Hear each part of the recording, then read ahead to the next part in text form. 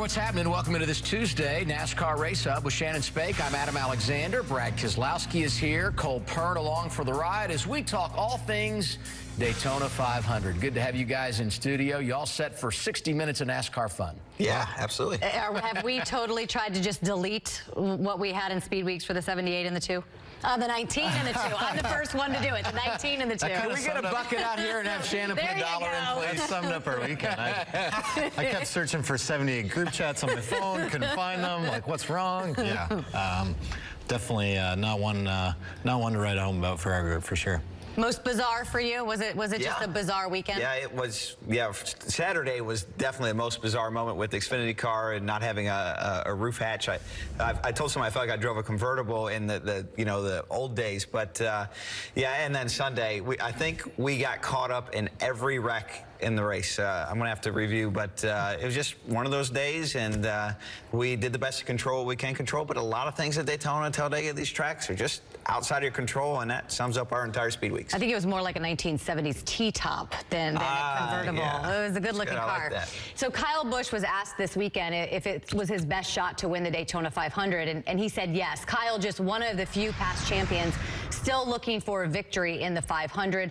Truex and Brad here are still over in the big race as well. So, I want to get to you first, Cole. I mean, we saw something that we didn't really expect to see, which was the Chevys and the Toyotas working together to try to beat the Fords. Tell me about the conversations and when that kind of started. Yeah, I mean, obviously. I'd like to hear more, too. Please go on. I'm like, man, even with Brad sitting here. Yeah, I mean, obviously, for us in the Toyota camp, numbers when it comes to Speedway is not our strong suit by any means. And the Ford's just, having so many competitive cars, they've kind of dictated the last few Speedway races. So kind of just, looked at each other and said, hey, threw it out there, and obviously it kind of just ran from there, and wasn't what I think anybody would expected, for us to be working together. But I think it gave us a shot at least, and led us to give us a little bit more strength in numbers, I guess. I said on the show yesterday, Brad, that you guys overachieved, finishing 12th, and you kind of documented off the top what a challenge it was. But you got to feel good leaving Daytona knowing that you salvaged something out of a rough weekend. It certainly could have been a lot worse, Adam.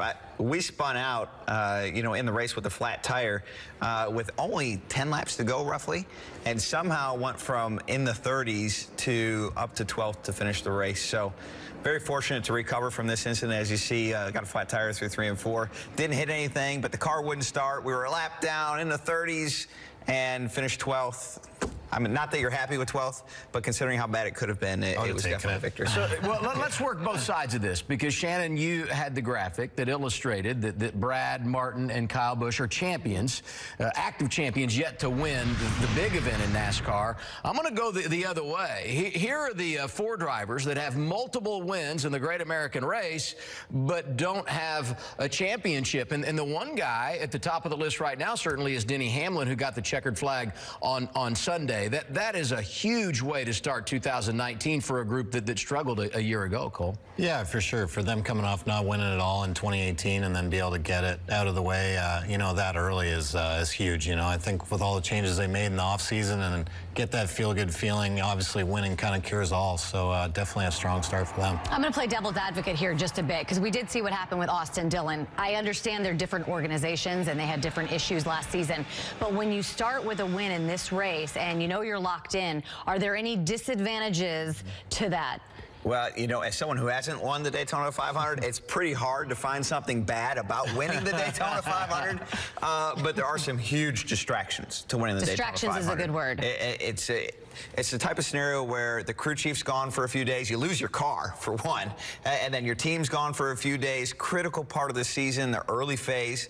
But then there's some trade-offs that are, of course, very positive. Beyond winning the race is you get the points bonuses for the playoffs, and you get locked into the playoffs very early in the season. Allows the team to kind of think a little bit differently and be more aggressive right out the gate. Brad, you talk about the distraction, but I got to believe there's some focus for this team in particular, because we're going to Atlanta in the next few weeks with a brand new aero package. That's got to reel them in real quickly, I'm guessing, right? Yeah, I mean, that's hard. I mean, obviously we were on the 19, the kind of pigeon of the group, so I was there first thing Monday morning getting ready to work. But, you know, I know for Gabehart and them having to do all the ceremonies and stuff, obviously it's a big toll on that team. And then to come in and kind of have to get ready for Atlanta is a lot. Were you really looking for 78 chats this weekend?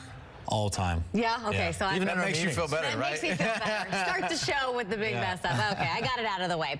Something else we need to get out of the way, or something we've been looking forward to all off season long, is our Radio Sweetheart. It is the first one of the season. You guys are in for a treat. This is your first Tuesday here. Here are our nominees. First one of the year for Radio Sweetheart.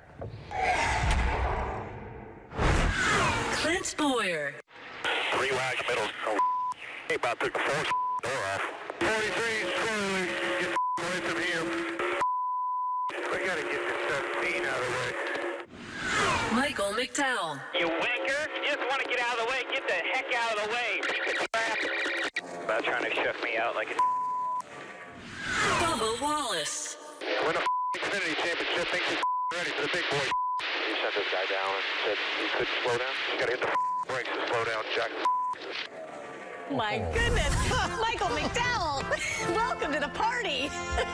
Get your votes in at NASCAR on Fox. Clint Boyer, Michael McDowell, or Bubba Wallace. I have to say that I think Clint might be outnumbered in this. When's the last time we had a Radio Sweetheart nominee and we forgot what Clint said already?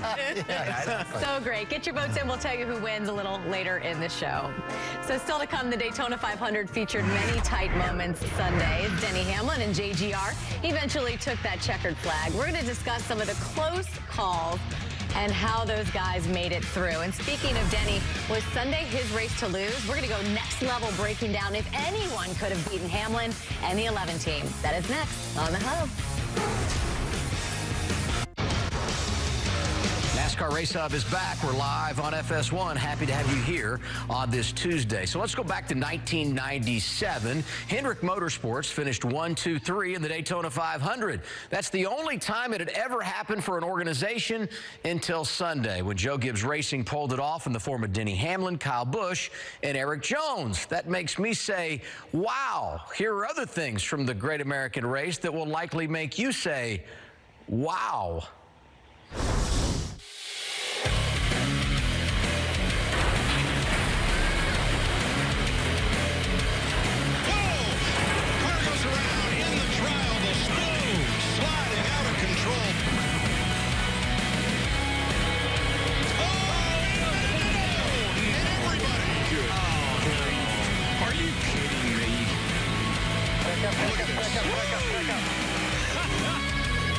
Denny Hamlin wins his second Daytona 500 and wins it for Coach Gibbs in Toyota. There are some that might say, when it comes to plate racing in NASCAR, you would rather be lucky than good. So we're going to show some clips from Sunday's 500 and pose the question, was he lucky or is he in fact good? Are you ready for this? I'm ready. Let's do this. Start. Yep. We got a little tease there. Let's start with Ryan Preece driving to 47. Is he lucky here or is he just flat? It's close. It's close. It's close. There's definitely both, but I'm going with good. He found a good hole. It's good, huh? Got through there. Yeah. His spotter's even better, right? Yeah. I don't know if the spotter matters at that point. No. No, definitely not. No. That's just pure instinct. But he made a good, quick maneuver, so I think I'll go with good. Okay, how about the guy that finished third, and that's Eric Jones. Let's take a look at his move in the race, and what a race it was for him. But look at this. I mean, ooh. Well, you can just barely hear it, but there's a couple clunking noises right as this video is starting. That's the rear wheels hopping. He's on the brakes very hard. Normally, when you hear those noises, that means the car's about to spin out because you have rear wheel hop. The fact that he didn't spin out the car, stopped it, and got through that hole, I'm saying it was good. I'm going to go a bit of both. I mean, that 00 pretty much followed his exact same line, and 24 came right back in, and the last one was, that was a bit. So you can kind of go either direction with both those, right? Now let's go with someone really that wasn't good or lucky. They were just unlucky. And that would be Jimmy Johnson, who had a great day going and actually ended up finishing 9th. So it was a good weekend for him. But this is just unlucky, right? Coming onto pit road. I don't know, Cole. I think it's lucky because he took a shot, a pretty big shot, and they were still able to keep running. And look at the fuel. Cole, you know how hard that is to get the fuel in the car. I mean, the fact that they were able to patch that up and get fuel in the rest of the day, that's some good part for Is that sure. just like a nightmare for a crew chief when you see something like that happen? But at the end of the day, it probably kept them running the back, kept them out of the wreck, and you know, that probably is why they ended up with a good finish. Stayed in the game, finished ninth, and overall good start for the 7th. Do we close our eyes during some of those? Do we? I don't. I want to see what I'm going to hit. Yeah. Yeah. Yeah. So are you looking ahead of wrecks? Are you looking like how do you? You know, when you have most of these big wrecks at the plate tracks, you can only see like 2 rows in front of you anyway. So you're kind of like, you're trying to look, but you can't really see. But I want to know what I hit because when I get in the infield care center, they're going to ask me questions about it. And I want to make sure I can get out. So I keep my eyes open. Crew chief covers his eyes. Yeah. I'm guessing. You're cringing listening for that spotter. Oh, my goodness. So when there's so much on the line and you survive everything that transpired over the previous 499 miles, the last lap is going to have tempers that are running hot. And so is the case with Michael McDowell and Joey Logano. When Kyle got a great run down the backstretch, there was no blocking that move, and we were going to crash if I was going to try to block that one. So I had to let that one go, and I thought, you know, with the blue oval behind him, that the Ford would come with me. It's kind of the choices that you have to make, and you have a split-second decision on all that, and typically you kind of expect manufacturers to work together, you know, like the Toyotas do or the Chevys do, and I just was expecting that as well in that moment coming out of checker flag, and was very surprised by his decision. I would have loved to work with Joey, but he was moving left to right. The 18 had a big run, a lot of momentum, and Joey had a lot of damage. The back of his car was completely smashed, no rear bumper, parachute hanging out of it. Joey wasn't going to win the race. I wanted to put myself in the best shot to win a race, and the Fords weren't that friendly to me this weekend. I mean, that's not what I get paid to do. At 200 miles an hour, I made a split-second decision on what was the fastest car and who had the best shot of winning the race, and that's where I went. All right, we're going to go next level. Brad, at first I want you to comment on what you just heard from Michael McDowell, right? He makes a good case. So there's damage on the 22. It's the closing feat of the Daytona 500. What do you think about what happened? Well, I think Michael's right. He's got to do what he needs to do or what he thinks he needs to do to get the best finish for his team. But on Joey Logano's side or in his defense, I would say that if Michael would have gone with him, both cars would have finished better, and Joey might have had a chance at making a move on the 11 car with Denny Hamlin for the win of the Daytona 500. Big win. Okay, so it's not necessarily just Michael McDowell and Joey Logano, right? You say there's somebody else that's involved in this whole thing that could have affected the outcome. Who is it? Yeah, I would freeze it right here and say, if we look at the numbers, this is the exit of turn 2, Shannon, which is really the last chance to build a sizable run to make a pass for the lead against Denny Hamlin here. And what I see is what I would call a 3-on-2. We have these 3 cars right here, Ty Dillon, Michael McDowell, Kyle Busch, versus these 2 cars down here, Jimmy Johnson, Eric Jones, and numbers are going to win just like in any sport. So the outside lane is going to take the fastest run off the corner. And what really happens here, this is the key moment at the end of the race, is Ryan Preece. He has to make a decision. Ryan Preece right here, of course, in the 47. Do I stay down low with Joey Logano, Denny Hamlin, and Eric Jones, or do I come up top here and cover the outside? Ryan has a quick moment of indecision right here. And he tries to cover down on the bottom against the 20, and he doesn't come up in front of Kyle Busch, as you can see on the monitor here. And when he makes that decision, that gives Kyle Busch a big run, and he's able to transfer up here. He's got to make a decision. Am I going to run in the back of Joey Logano and give him a push, or am I going to try to pass him? And Joey knows that. And when he sees that coming, he tries to make a block on it, but the run's just too strong. Kyle Busch is going to take it to the outside here, and Joey Logano steers him that direction, thinking he's going to get the support from Michael McDowell entering turn 3 on the bottom lane.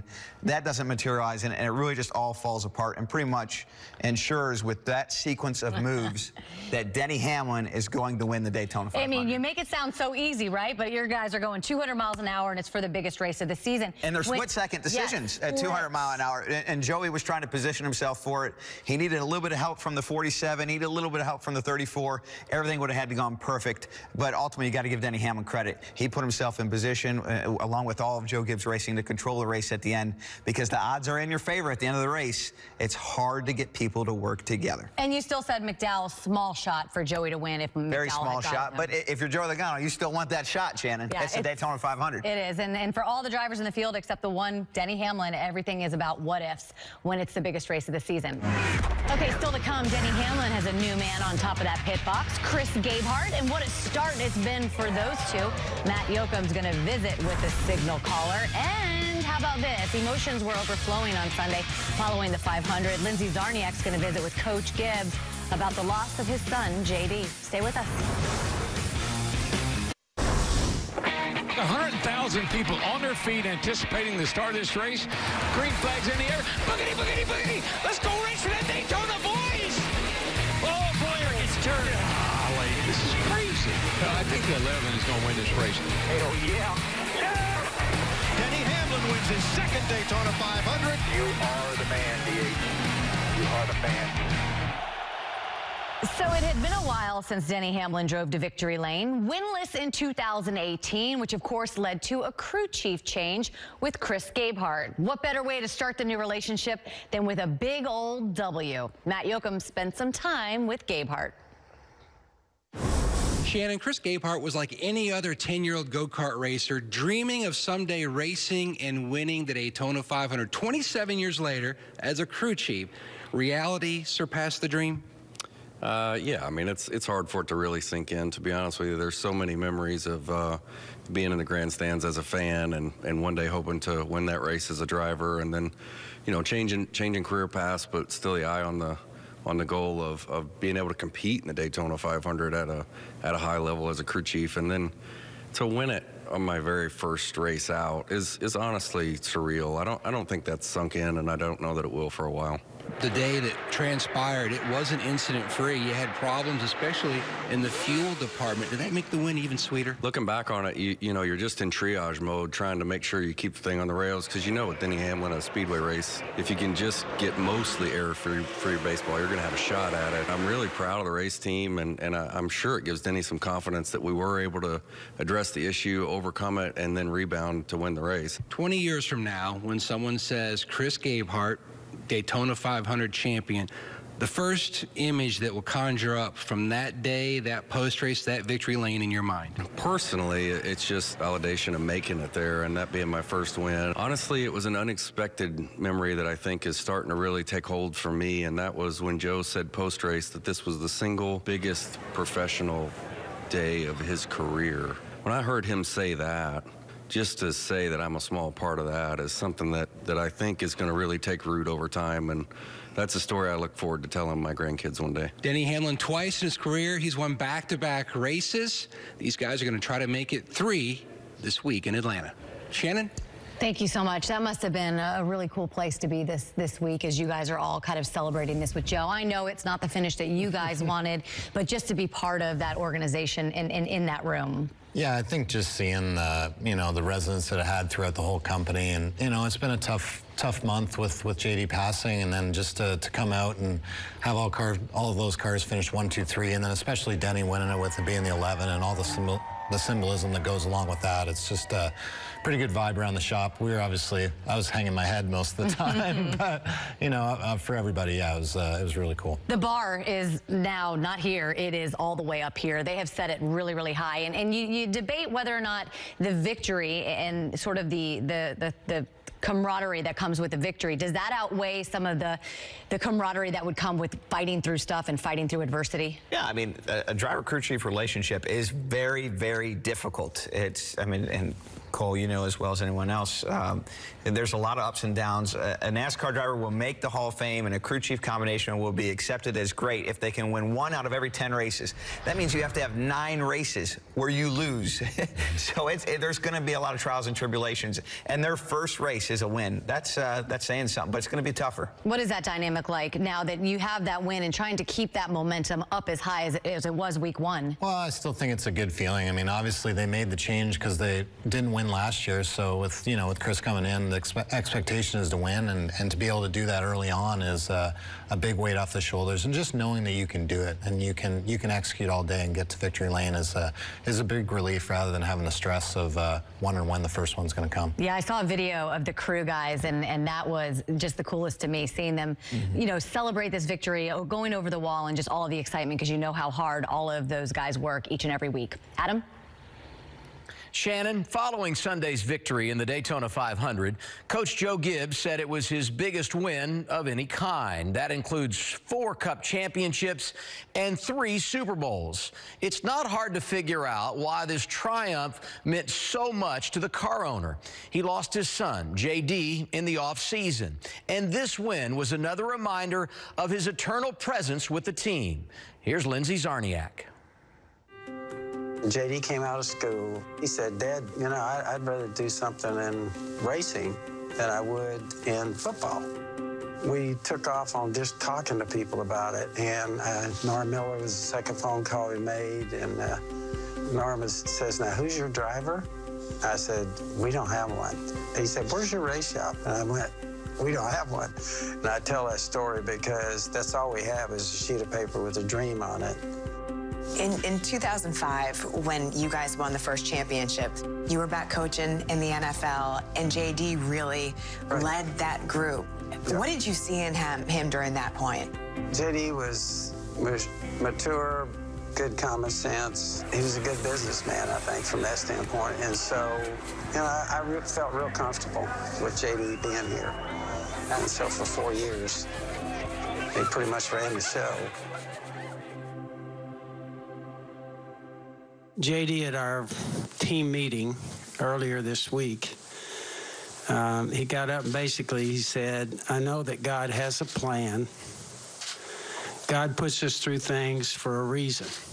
When was the first time that you realized or that you thought that there might be something wrong? J.D. had ran a race team, spoke in public, but then we kind of started noticing that he just got quieter. Didn't dawn on us for a long time. Eventually, we kind of had a discussion one day there with Melissa, and we both said, gosh, I wonder if it could be something. How did you deal with that? I kept saying, we're going to find an answer, and he's going to get better. It was a long journey for J.D. The disease was a long time. And so we hurt so much for him, but for me and so many people, we just enjoyed sitting with him, even though in a lot of cases, towards the end, he couldn't talk back.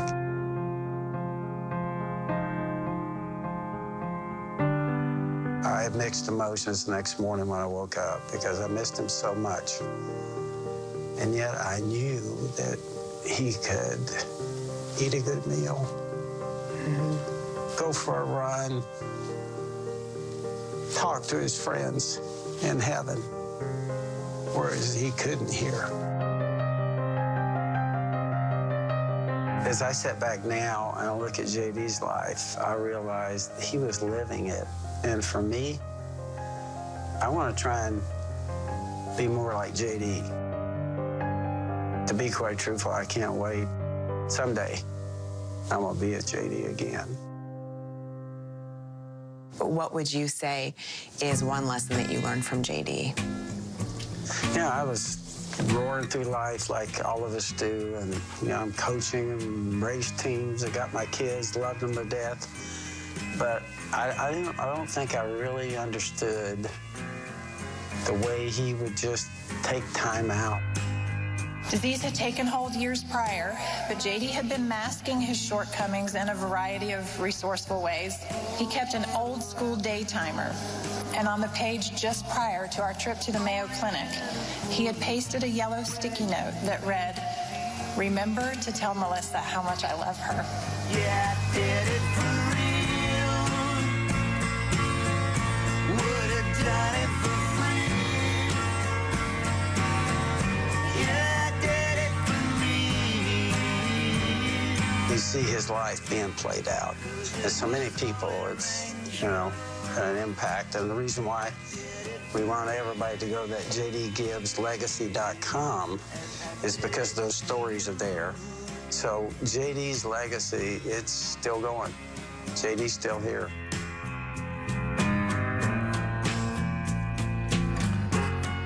Such a sad story and such unbelievable perspective from Coach Joe Gibbs. And I think about the loss of J.D., the win on Sunday in the 500, Cole, and for an organization, how all that together can kind of serve as a rallying cry for the entire group, I have to believe. Yeah, I think so. I mean, obviously you heard it in Coach's voice, and, you know, we've heard it in the shop today just for all the employees, just how much this means to him. And I think how much the team meant to JD. You know, it was really his vision, and obviously the reason they got into it the first time was for him. And then to go and win the first race after he's passed, and kind of just give everybody that refocus to know that, like, we're gonna continue to carry out his legacy, and racing is that. And not just win the first race after JD had passed away, but as you talked about earlier, doing it with Denny in car number 11, which was JD's number as a racer, and also when he played football. Our thoughts continue to be with the Gibbs family. Sunday is one the 11 team will never forget. The Daytona 500 championship came their way for a second time. We relive all the emotion. It's Radioactive next. Redemption first race. You did it for JD. Soaked it all in, my friend. Soaked all of it in. 2 times. Michael Washington, kiss my... Down south, Atlanta Motor Speedway is where names are made, like Fireball or Awesomeville. In the block, 4 times. Here it comes. Hometown phenom Chase Elliott has to beat the best on the fast track if they're going to sound the siren in Dawsonville.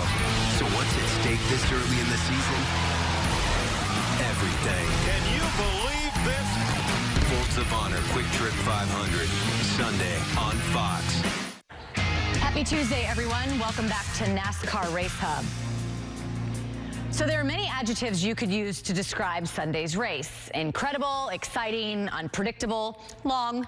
Whatever moniker you place on the 500-mile event, it was all about survival, and it was all about that last lap. So let's go inside the race cars and hear how drivers, spotters, and crew chiefs dealt with the pressure of the night. Here is Radioactive from Daytona.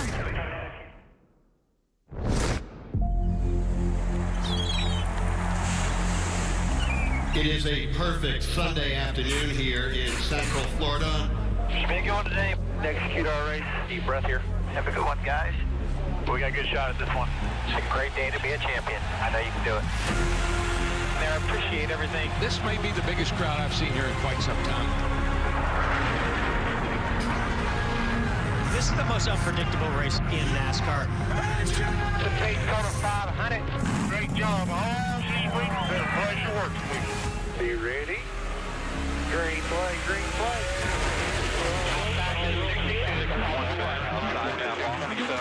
You wanker! You just want to get out of the way. Get the heck out of the way. 23 slowly. Get away from him. Corky Steakhouse. God, suck. He's awful.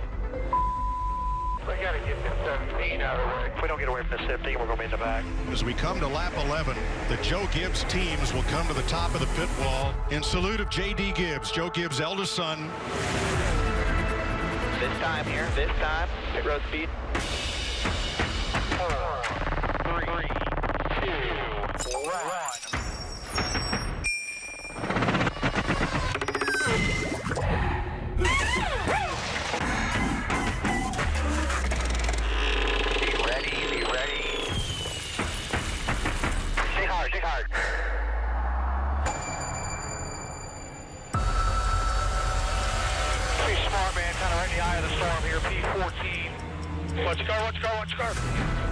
And Wallace with a bit of a shove there from Tyler Reddick. No, Bob, I'm sorry. I couldn't stop, man. I'm sure he understands the name of the game. Win a Xfinity championship makes you ready for the big boy. You sent this guy down and said he couldn't slow down. You gotta hit the brakes to slow down, Jack. Looking for anything here? That's a whole big plan up here. Have you heard any of those JGR HMS guys talking about letting each other in? Sounds like the magic tricks to go. We'll see what happens here. Joe Gibbs Racing and Hendrick Motorsports, and that's an uneasy alliance. I don't know about you, but we're making money down here. There was a $5 bill stuck in the grill. Is it a full $5 bill or is it beat up? Oh yeah, it's almost mint condition. Is he machine worthy? 10-4. Watch it. Car goes around in the trial, the spin. God damn, nobody. Those guys all started the pit, never waved anyone off. They're keeping it secret, and that's why they got ran over from behind. Damage range is weird how it's playing out. It's going to get crazy. I'm flipping a wreck. Oh, no, and everybody. Should have known. Oh, gosh. Oh, Jesus. Holy graveyard. Yeah, they wrecked it right there, boy. Yeah, that was the big one we were talking about. The yard sale back there. Lord giveth, the Lord takes away. I think all deals are off, but yeah, 22 is an idiot. We know he's out for himself. I don't care to help the 22 ever. We still may get 2 or 3 more. Are there enough left to have another one? I mean, you still got the 17 in the race. Oh, here we go. They wrecked again. Larson and Stenhouse. 17 just ran into the side of us. You won't believe how Ryan Preece shot the gap and got through there. Holy crap. Dude, you are amazing at missing these crashes. Yep, I'm doing all I can here. You're giving the people from the in-car a good ride today. Witness. Don't trust anybody. Here's one car out of line. It'll be Clint Boyer to the bottom. Oh, Boyer gets turned. You okay, man? Yeah, I went for it. Sorry. About trying to shut me out like we had such a run going. Son of a gun. Yeah, you're not kidding. Big hit. Right there, 00 Landon Castle. The 20, Eric Jones. Shoots Well, he did just thread the needle there. Oh, my God. That was pretty nuts. How big do you think your eyes were with that in-car camera pointing at you during that event? Good thing I got a tinted shield. You'll never know. You have any idea if they want to finish it tonight or tomorrow? By the size of the crowd, them doing the wave, I'm pretty sure they're happy with how it's going. Everybody on their feet. It's time for overtime. Ready, green. All right, to the green. Half off, in real tight in your mirror. Outside. Clear low. 11's clear now. Tight behind Logano. Clear, push him in front of you, push him in front of you, push him in front of you. He'll push him through. Back. Priest is pushing the 22 at you. Bottom's tightening up. White flag. Still there. Logano has no help down there. Nice go, McDowell. We had the run. He takes the 18. Are you kidding me? Freaking idiot. Two back. Get high, get high, get high. Hey, oh, yeah. Denny Hamlin wins his second Daytona 500 and wins it for Coach Gibbs. Proud of you, my friend. You did it for JD. Vote all of it in.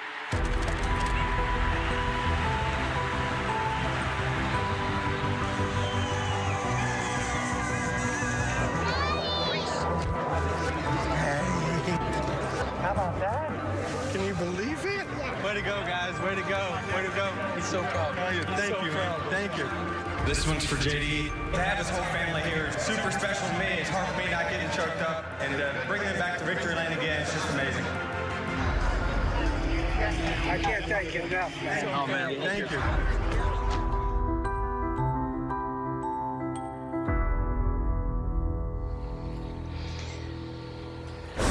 Brad's been here a lot on Tuesdays. Cole, what'd you think of your first Tuesday radioactive show? Yeah, we didn't make it very much, so I guess that's, good. Is that good or bad? I'm not sure. Actually, it's really funny. It's funny that you say that, because before we get to Radio Sweetheart, let's remind you who was Radio Sweetheart 1 year ago after the Daytona 500. No, let's listen. Other lap cars, get the out of the way. Tell he's an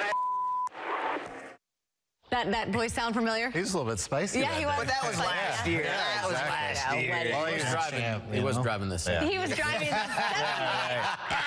the first one. All right, check this out. Here's Radio Sweetheart from this year.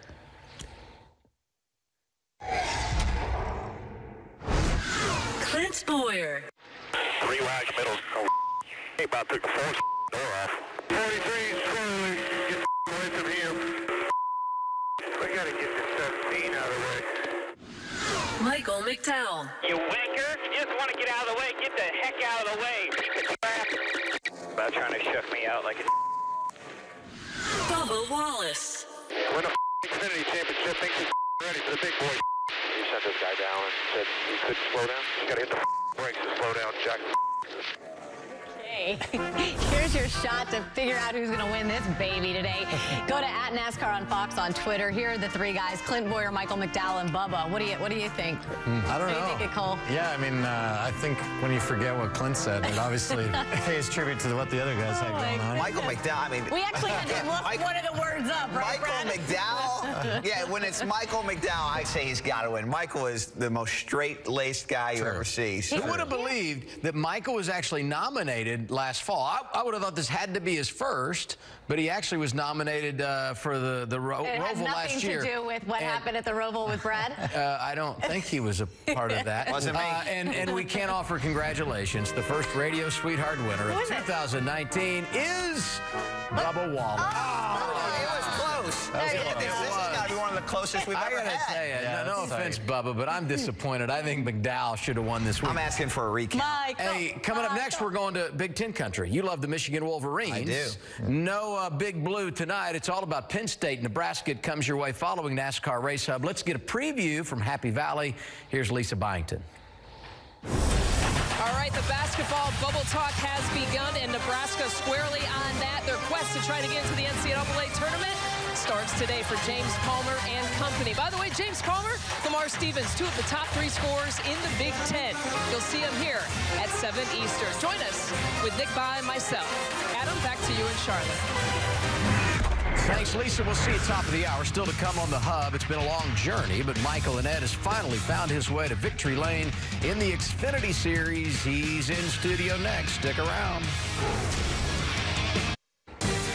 We're back on NASCAR Race Hub. Here's a reminder of the drivers that won to open 2019. Gander Outdoors Truck Series, Austin Hill. First career win for him.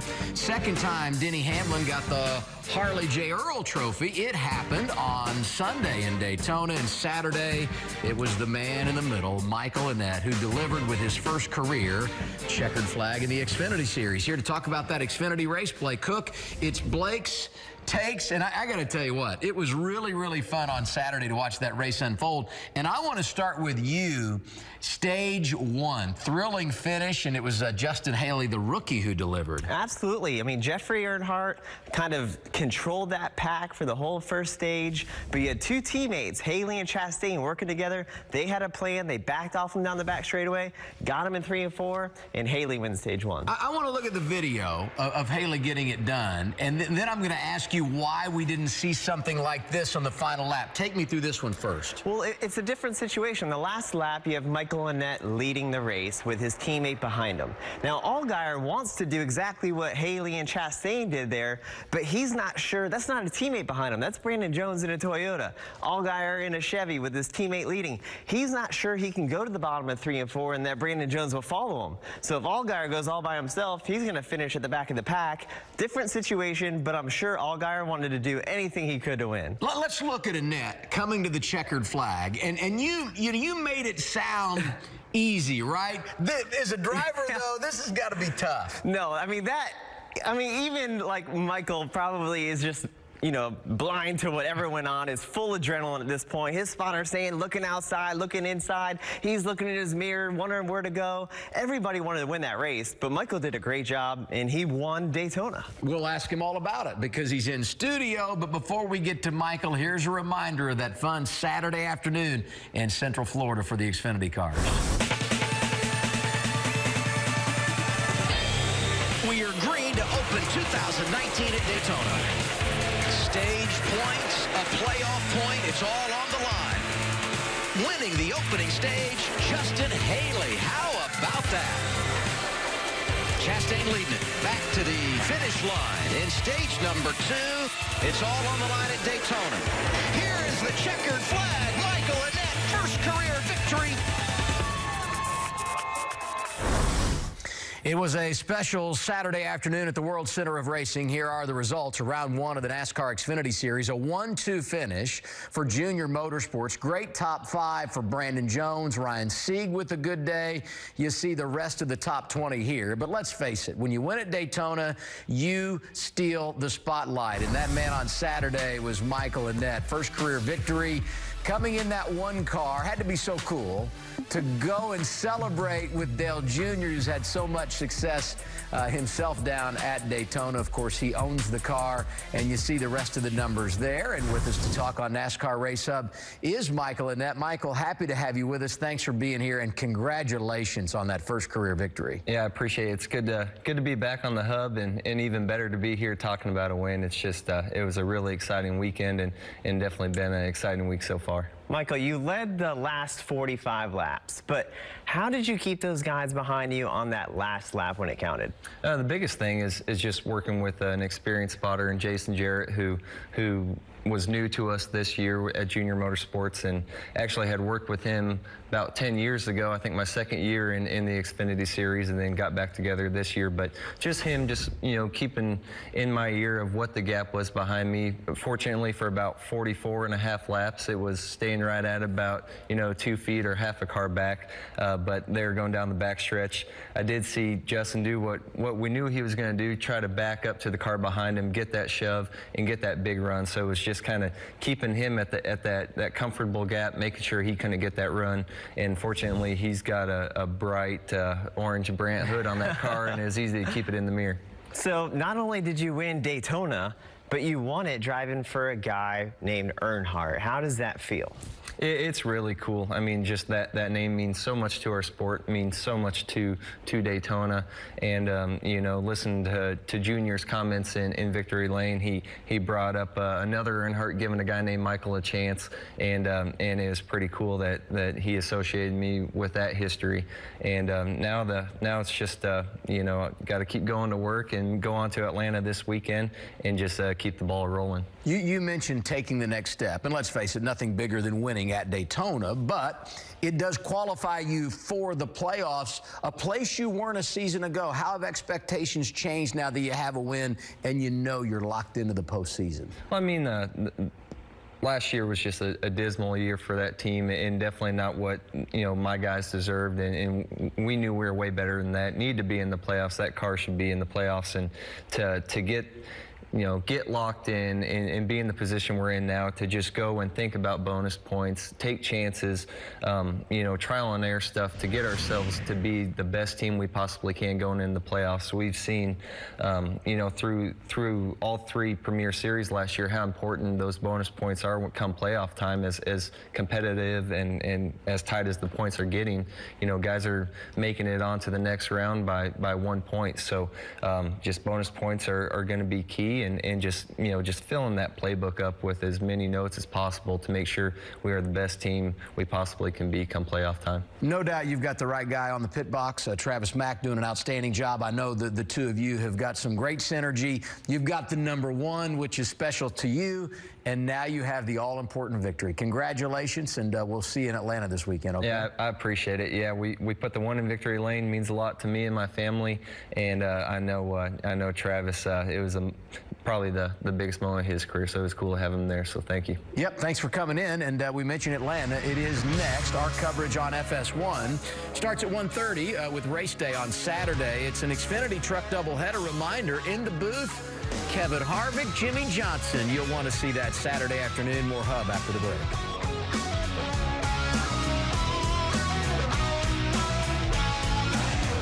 Who did you make mad? You got the boxing promo 2 days in a row. I did. Here's what's happening tomorrow on Race Hub, 6 Eastern time. The Austins are here. Austin Dillon. It's the final part of defending Daytona. And Austin Hill, who just won at Daytona in the Truck Series, first of his career. Yeah, big win. David Reagan is going to be here, as is Drew Blickensterfer. David was involved in one of those wrecks on Sunday. I think he was actually under someone's car, so we'll certainly have to check in with him about all of that. And Drew's old driver won Radio Sweetheart, but his new driver was nominated, so maybe he can break that. A lot to talk to Drew. We do. Wow. We have a lot to talk to Drew about. Okay, did you guys see Corey LaJoie's car over Speed Weeks? It's hard to miss. In your mirror? Did you see it come up? I never saw it in the mirror, but it was hard to miss. What did you think when you saw the face? I definitely had to dodge in the garage. Daytona, you're crossing back and forth during practice, and you're like, whoa. Well, you're going to be saying whoa again, because time now for our social garage. The Face is back. So Go Fast Racing tweeted today, the Face on Corey LaJoie's car is going to be returning at Atlanta Motor Speedway. And then, of course, they say get your hands on some Old Spice dry shampoo and support our sweet mustache. We saw this in Radioactive. Ryan Blaney comes in for a pit stop. This is so cool. And the crew has a $5 bill just resting right there on the nose of the race car. I was wondering where that one, Adam. I know the race. Have you ever seen anything like that? Who carries cash anymore? Yeah, that's a good point. Like cards would be stuck in the tire. And I'll say this, when you're going to dinner with Brad, he just forgets his entire wallet. It's a real convenient thing. The alligator. Hold on, I don't know. Thank you guys for being here today. It was so great to chat with you guys, and better luck next week in Atlanta. I don't know about Cole, but I am way ready to go to Atlanta. I think we're going to have a really fast race car. We had a great test, and hopefully we can win. Yeah. We'll see you guys in Atlanta, and now we're going to send you off to Happy Valley.